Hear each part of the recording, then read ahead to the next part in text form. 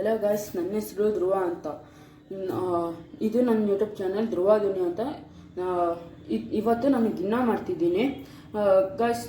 ಇದು ಗಿಣ್ಣಕ್ಕೆ ಬೇಕಾಗಿರೋ ಸಾಮಾನು 1 ಲೀಟ್ರ್ ಹಾಲು ಮತ್ತು 1 ಕಪ್ಪು ಗೀಬಾಲು, ಅರ್ಧ ಬಾಕ್ಸ್ ಅಷ್ಟು ಬೆಲ್ಲ, 1 ಶುಂಠಿ, ಒಣಗಿರೋ ಶುಂಠಿ ಮತ್ತು 5 ಏಲಕ್ಕಿಕಾಯಿ. ನಿಮಗೆ ಎಷ್ಟು ಬೇಕೋ ಅಷ್ಟು ಸಕ್ಕರೆ ತೊಗೊಳ್ಳಿ, ನಿಮಗೆ ಜಾಸ್ತಿ ಬೇಕು ಅಂದರೆ ಜಾಸ್ತಿ ತೊಗೊಳ್ಳಿ. 1 ಲೀಟ್ರಿಗೆ ಎಷ್ಟು ಬೇಕು, ನನಗೆ ಎಷ್ಟು ಬೇಕೋ ಅಷ್ಟನ್ನು ತೊಗೊಂಡಿದ್ದೀನಿ. ನಿಮಗೆ ಜಾಸ್ತಿ ಸ್ವೀಟ್ ಬೇಕು ಅಂದರೆ ನೀವು ಜಾಸ್ತಿ ತೊಗೋಬೋದು. ಇವಾಗ ಬನ್ನಿ ಗಾಯ್ಸ್, ನೋಡೋಣ ಹೆಂಗೆ ಮಾಡ್ತೀವಿ ಅಂತ.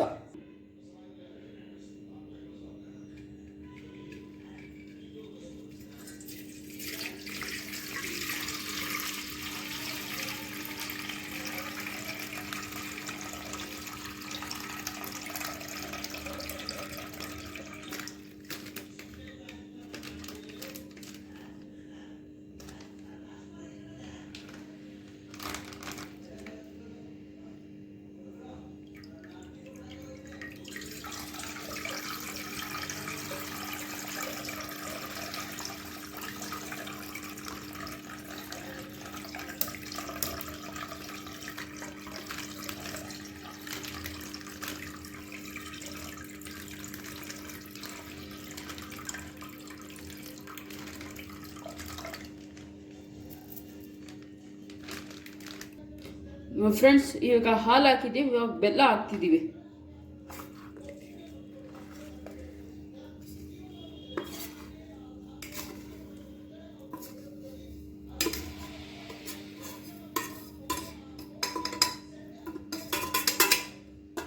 ಇವಾಗ ನಾವು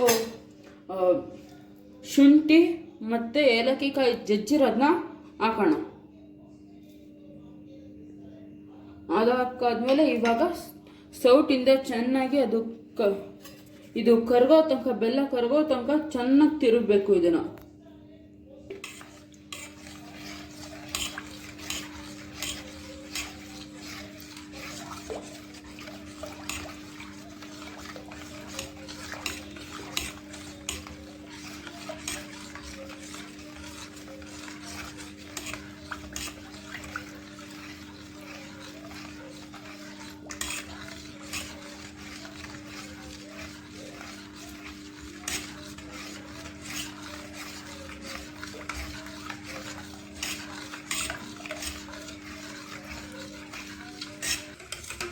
ಈಗ ಟೇಸ್ಟ್ ಮಾಡೋಣ, ಬನ್ನಿ ಸ್ವೀಟ್ ಜಾಸ್ತಿ ಇದೆಯಾ ಕಡಿಮೆ ಇದೆಯಾ ಅಂತ.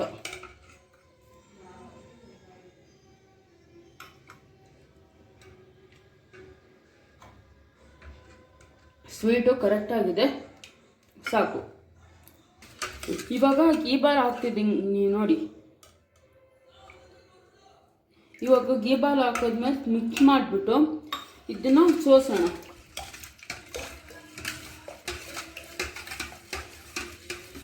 ಇವಾಗ ಇದನ್ನ ಬೇರೆ ಪಾತ್ರೆಗೆ ಸೋಸ್ಕೊಳ್ಳೋಣ. ಈಗ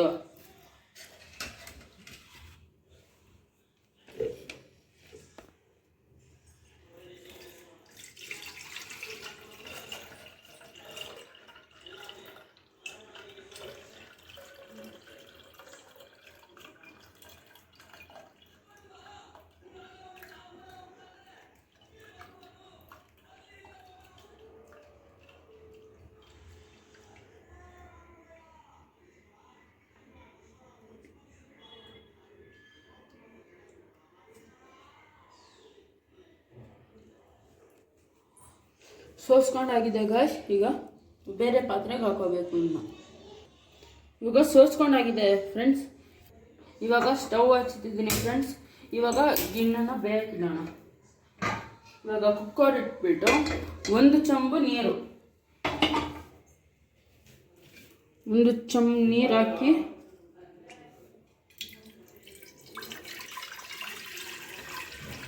ಒಂದು ಚಂಬು ನೀರು ಹಾಕಾದ್ಮೇಲೆ ಇದನ್ನು ಇಟ್ಬಿಟ್ಟು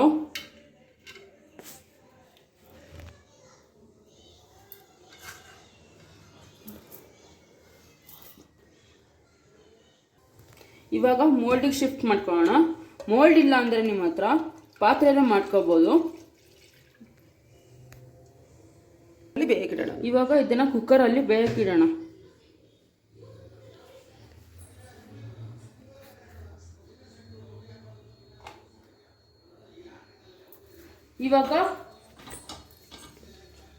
ಇವಾಗ ಇದ್ರ ಮೇಲೆ ಏನಾದರೂ ಮುಚ್ಚೋಣ. ಇವಾಗ ಇದ್ರ ಮೇಲೆ ಪ್ಲೇಟ್ನ ಮುಚ್ಬಿಟ್ಟು 10 ನಿಮಿಷದ ತನಕ ಬೇಯಕ್ಕೆ ಬಿಡೋಣ.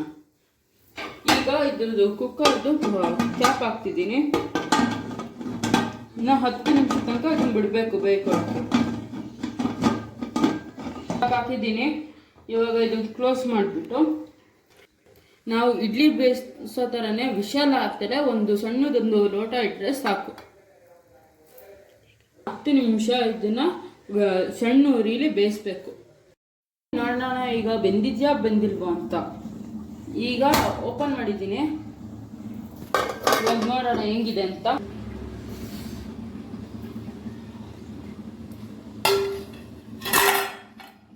ನೋಡಿ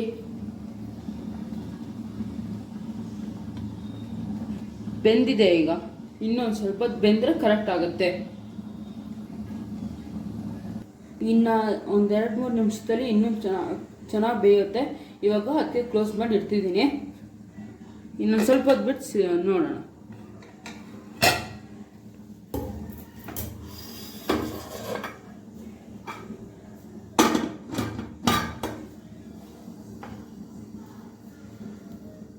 ಫ್ರೆಂಡ್ಸ್, ಇದು ಬೇಯೋಕ್ಕೆ ಇನ್ನೂ ಒಂದು 5-6 ನಿಮಿಷ, ಇನ್ನೂ 5-6 ನಿಮಿಷ ತಗೊಳುತ್ತೆ. ಅದು ಆಲ್ರೆಡಿ ಸ್ಟವ್ ಆಫ್ ಮಾಡಿದ್ದೀನಿ. ನೋಡೋಣ ಹೆಂಗೆ ಬಂದಿದೆ ಅಂತ.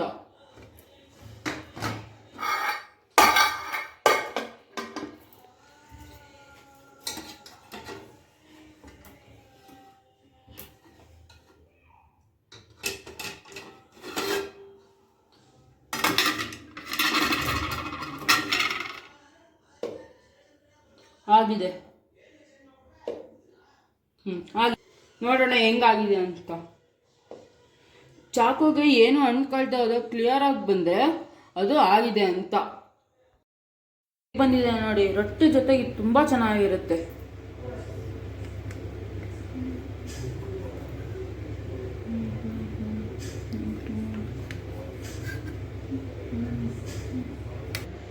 ನೋಡಿ ಯಾವ ಥರ ಬಂದಿದೆ, ಕೇಕ್ ಥರ ಬಂದಿದೆ. ನಿಮ್ಮ ಮನೇಲಿ ನೀವು ಒಂದ್ಸತಿ ಟ್ರೈ ಮಾಡಿ ನೋಡಿ. ನಾನು ಮಾಡಿರೋ ವಿಡಿಯೋದಲ್ಲಿ ಇಷ್ಟ ಆದರೆ ಕಾಮೆಂಟ್ ಮಾಡಿ, ಲೈಕ್ ಮಾಡಿ, ಸಬ್ಸ್ಕ್ರೈಬ್ ಮಾಡಿ. ನಾನು ಏನಾದರೂ ತಪ್ಪು ಮಾಡಿದರೆ ಅದನ್ನು ಕಾಮೆಂಟಲ್ಲಿ ತಿಳಿಸಿ.